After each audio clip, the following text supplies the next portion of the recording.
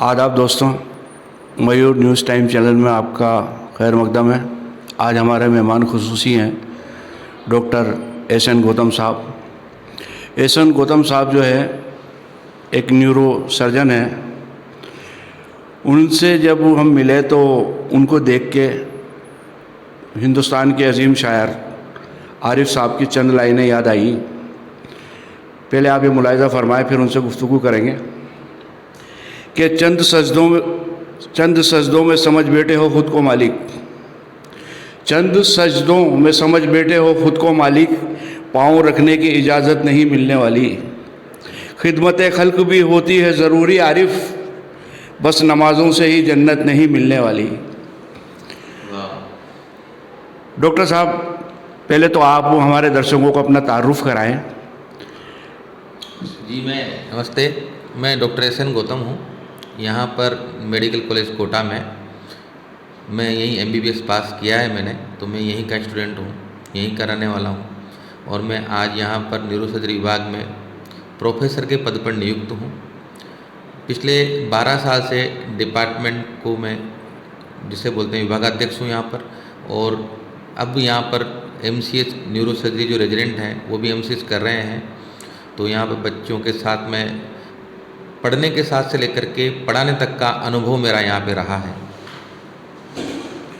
Doctor साहब, ये neuro मरीज़ होता किस प्रकार का है और इसके अंदर क्या क्या टिपिकलिटी आती है और इसकी स्टार्टिंग कहाँ से होती है? देखिए, जो न्यूरो से संबंधित जितनी बीमारियां हैं वो दो तरह से हो सकती हैं। दो तरह के सिस्टम दिमाग से जुड़े होते हैं। एक होता है पेरिफेरल नर्वस सिस्टम, एक होता है central nervous system. Central nervous system वो पार्ट है जो दिमाग का इस सिर की हड्डी के अंदर होता है, और पेरिफेरल नर्वस सिस्टम वो है जो दिमाग के इन संकेतों को पूरे शरीर तक ले जाता है।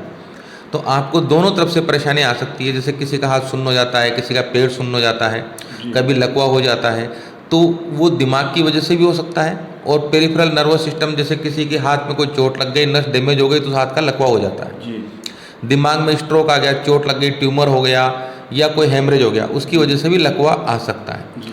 तो पेरिफेरल नर्वस सिस्टम और सेंट्रल नर्वस सिस्टम दो पार्ट हैं जो न्यूरो से संबंधित बीमारियों को पैदा करते हैं। ये इनके बारे में अगर आप अलग अलग बताएं और इनके सिम्टम्स अलग अलग बताएं तो हमारे दर्शकों को जानने का वो अवसर मिलेगा आपसे कि ये क्या चीज़ है। देखिए, मैं सबसे पहले बात करूं दिमाग की, तो ब्रेन से संबंधित कई तरह की बीमारियां हो सकती हैं। जैसे सबसे पहले होती है कंजेनाइटल, जो आनुवंशिक रूप से या पैदाइशी बच्चे के साथ में आती है, जैसे कि हाइड्रोसेफलस होना, या दिमाग में जिसको बोलते हैं पानी भर जाना। बच्चे में कई प्रकार की विकृतियाँ होती है, बच्चे का दिमाग विकसित नहीं होता है, तो ये कंजेनाइटल बीमारियाँ होती हैं। दूसरा होता है, उसके साथ में अगला स्टेप अपन बढ़ जाएंगे तो ट्यूमर होना। दिमाग में ट्यूमर हो जाते हैं। 50% से अधिक ट्यूमर जो होते हैं वो बिनाइन यानी कि सादी गांठ होती है, जिसको मेनिंजोमा बोलते हैं, डर्मोइड बोलते हैं, एपिडर्मोइड बोलते हैं। और 50% के लगभग जो ट्यूमर होते हैं वो मेलिग्नेंट यानी कैंसर की गांठ होती है, जैसे कि ग्लायोमा, ओलिगोडेंड्रोग्लायोमा या मेटास्टेसिस टाइप के होते हैं। तो समय रहते अगर इनका इलाज हो जाता है तो मरीज का बेनिफिट हो जाता है। तीसरी तरह की होती है चोट। अगर दिमाग में किस तरह की चोट लग जाती है उसको हेड इंजरी बोलते हैं।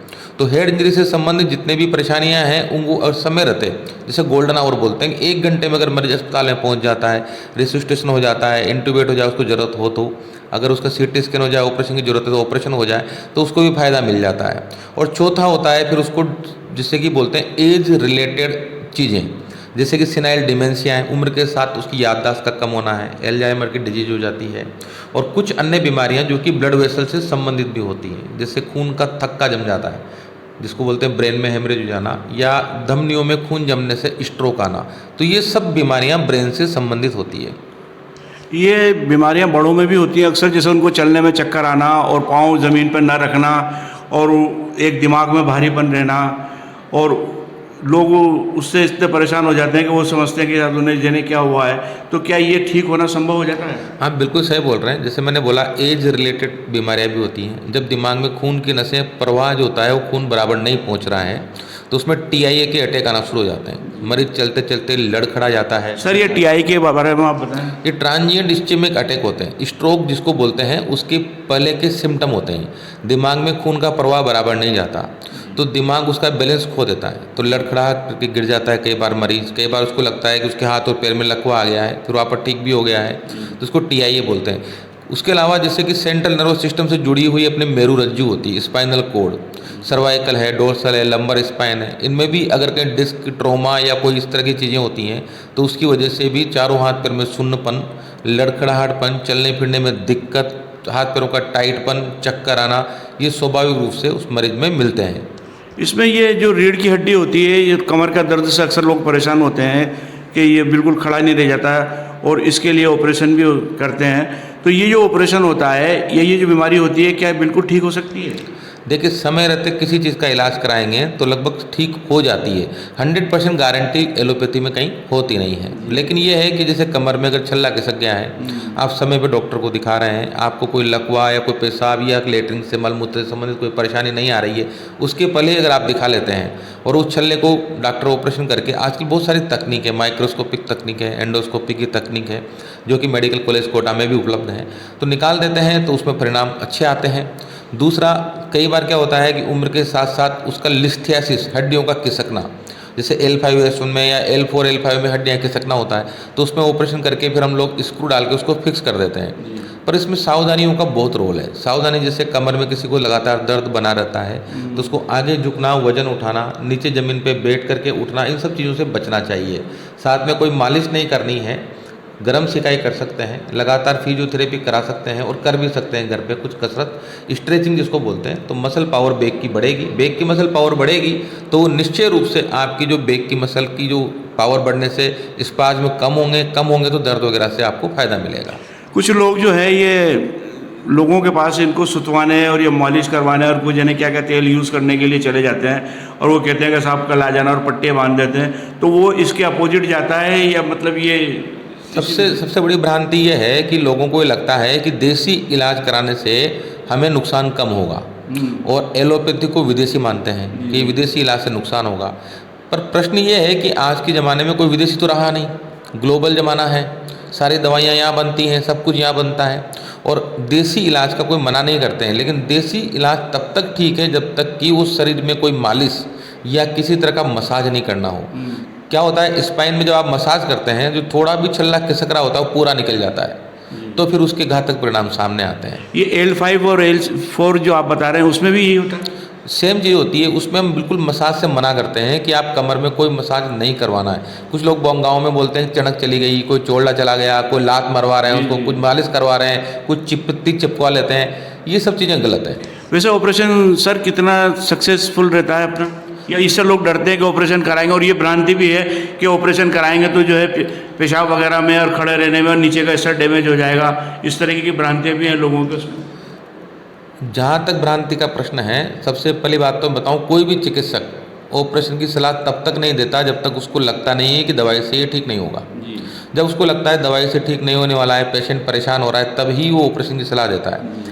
दूसरा जो भ्रांति है कि लेटरिन पेशाब में दिक्कत आएगी, मैंने आपको शुरुआत में बताया कि लेटरिन पेशाब की अगर पेशेंट को दिक्कत आ गई है तो फिर ऑपरेशन से वो ठीक होना संभव नहीं हो पाता है, और वो सारा ब्लेम फिर वो ऑपरेशन पे चला जाता है कि ऑपरेशन से लेटरिन पेशाब में दिक्कत आ गई, जबकि उसको दिक्कत पहले ही आ चुकी थी। छल्ला खिसकने से ही लेटरिन पेशाब में दिक्कत आती है। छल्ला खिसक गया, लेटरिन पेशाब में दिक्कत आने से पहले पैरों में सुन्नपन आएगा, आपके लेटरिन पेशाब की जगह पे सुन्नपन आएगा, पैर में टखने में कमजोरी आना शुरू होगी। अगर आप समय रहते इसी स्टेज पर ही ऑपरेशन करा लेते हैं तो लेटरिन पेशाब में दिक्कत नहीं आएगी। लेकिन आप दिक्कत आ गई है, उसके बाद डॉक्टर के पास आते हैं तो वो ठीक नहीं होने वाली। उसका कारण ये है कि भगवान ने जो हमें बनाया है उसमें मस्तिष्क और नर्वस सिस्टम जो ऐसी सेल है जो परमानेंट होती है, एक बार अगर वो डैमेज हो गई तो उसका पुनर्निर्माण संभव नहीं है। डॉक्टर साहब, आप जब ऑपरेशन करते हैं तो ऑपरेशन करते वक्त आप क्या, आपकी धारणा क्या होती है, क्या सोचते हैं आप उस मरीज के बारे में? देखिए, जब शुरुआत में आप ऑपरेशन सीख रहे होते हैं या कर रहे होते हैं तब तो आपको लगता है सब कुछ मैं कर रहा हूँ। धीरे धीरे समय रहते रहते आप में इतनी तो अनुभव के साथ में आ जाती है कि आप केवल जरिया हैं, आप कुछ कर नहीं रहे हैं, करने वाला कोई और है जो आपसे करवा रहा है। और जब तक आपकी ये दिमाग में आता है तब तक आप बड़े अनुभवी हो जाते हैं और तब आपको लगता है कि हाँ मैं कुछ भी नहीं कर पा रहा हूँ, जो कर रहा है कोई करवा रहा है। जो करवा रहा है। सच तो ये है सर, क्या किसी अपने आप पे प्राउड रखना है या ये बात कहना है कि साहब मैं इतना बड़ा काबिल हूँ, वो सबसे बड़ी एक डॉक्टर की भी और एक हर इंसान की भी कमज़ोरी है, मतलब वो होना नहीं चाहिए। देखिए ये बात मुझे बोलने का तो अधिकार नहीं है, पर बहुत बड़े बड़े जैसे भी मुल्ला मौलवी साधु संत सब ये बोलते हैं कि आप ऊपर वाले की इच्छा के बगैर एक सांस भी नहीं ले सकते। बिल्कुल नहीं ले सकते। अभी सांस बंद। तो इसलिए जो भी अच्छा डॉक्टर है या कोई भी अनुभवी है उसको ये अच्छी तरह पता है कि वो कुछ कर नहीं रहा है, उससे करवाया जा रहा है, उससे करवाया। कुल ये है कि जो है ईश्वर ही आपसे काम करवा रहा है और आप उसी की प्रेरणा के अनुसार और उसी के निर्देश के अनुसार आप अपनी ड्यूटी को निभा रहे हैं। इसलिए मुझे कोई भी ऑपरेशन करते हो तो कुछ ये नहीं लगता कि मैं कुछ कर रहा हूँ, जो मुझे आता है, जो मैंने सीखा है, बस वो काम कर रहा हूँ। वो कर रहे हैं आप। डॉक्टर साहब आपका हमारे चैनल में आने का बहुत बहुत धन्यवाद। ईश्वर आपको और तरक्की दे और ऊंचाइयों पे पहुंचाए और उन लोगों की खिदमत करने का मौका दे जो इस तरह के लोगों से डरते हैं, एक्चुअल में डरते हैं डॉक्टर साहब, डॉक्टरों से डरते हैं और डॉक्टर टाइम नहीं दे पाते उनको और उस तरह के करते हैं। मैंने आपका किरदार इस इंटरव्यू के लिए नहीं पहले देखा है। आप एक वाकई मानवता लिए हुए हैं, आप इंसान को समझते हैं और इंसान की बात को समझते हैं कि उसके दुख दर्द को भी समझते हैं। मैं ये भी जानता हूँ आपको पैसे का भी मोह नहीं है अच्छी तरह से मैंने सारी स्टडी करके आपसे बात की है।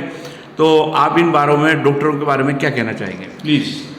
देखिए मेरा जो डॉक्टर पेशा है और जो मेरे जितने भी साथी चिकित्सक हैं, मैं हमेशा ये बात बोलता हूँ कि मैं ये कभी नहीं बोलता कि किसी भी पेशे में 100% लोग ईमानदार हैं, लेकिन 1-2% लोग हर जगह बेईमान मिलेंगे आपको, चाहे वो किसी भी तंत्र में हो, चाहे वो आपके समाज में हो, धार्मिक में हो, राजनीतिक हो, आपके प्रशासनिक हो, हर तंत्र में 1-2% लोग ऐसे खराब मिलते हैं, लेकिन उनके पीछे बाकी के लोग बदनाम हो जाते हैं। जी, खिदमत करें क्योंकि सबसे बड़ा पुण्य यही है। ये पैसा वगैरह और ये तो सब कुछ भी नहीं है, कोई साथ लेके जाता भी नहीं। मैं आपके चैनल से एक सुझाव और एक सलाह जरूर देना चाहता हूँ जो यंग जनरेशन है उनको, कि आप लोग जब भी गाड़ी चलाएं स्पीड नियंत्रित करके चलाएं। ब्रेकर इसीलिए होते हैं, ब्रेकर की उसमें स्पीड को रोकें। हेलमेट ज़रूर लगाएं। ड्रिंक एंड ड्राइव बिल्कुल ना करें। सीट बेल्ट अगर कार चला रहे हैं ज़रूर पहने, क्योंकि घर पे कोई ना कोई आपका इंतज़ार कर रहा होता है और एक बार चोट लगती है वो एक ही बार लगती है। हेलमेट आप 10 बार नहीं लगाते कोई दिक्कत नहीं, पर जब चोट लगती है वो एक ही बार लगती है और वो घातक हो जाती है। तो कृपया आप अपना सबका ध्यान रखें। तो आत्महत्या करना वो कायरता का कार्य है। ये किसी भी धर्म ग्रंथ में या किसी भी शास्त्र में आप पढ़ेंगे तो सब जगह लिखा है भगवान ने जो ज़िंदगी दी है उसको जियो। पहली बात तो ये है। दूसरी बात, अगर कोई एक रास्ता बंद होता है तो 4 रास्ते खुल जाते हैं। जरूरी नहीं है आपको डॉक्टर या इंजीनियर ही बनना है, कई अन्य रास्ते हैं जिसमें ज़्यादा सक्सेसफुल आजकल लोग हो रहे हैं। आपके आज की तारीख में जो आइडियल है वो फिल्म स्टार और क्रिकेटर हैं, वो तो नहीं पढ़े लिखे, वो तो डॉक्टर इंजीनियर नहीं बने। तो आप क्यों चाहते हैं कि आप केवल डॉक्टर और इंजीनियर बनना है? किसी अन्य फील्ड में भी काम करें, वो अन्य बहुत सारे रास्ते हैं, उनमें जाएंगे तो शायद ज़्यादा तरक्की मिलेगी आपको। तो ये कायरतापूर्ण कृत्य तो ना ही करें। थैंक यू सर, मिलने के लिए आपका बहुत बहुत धन्यवाद।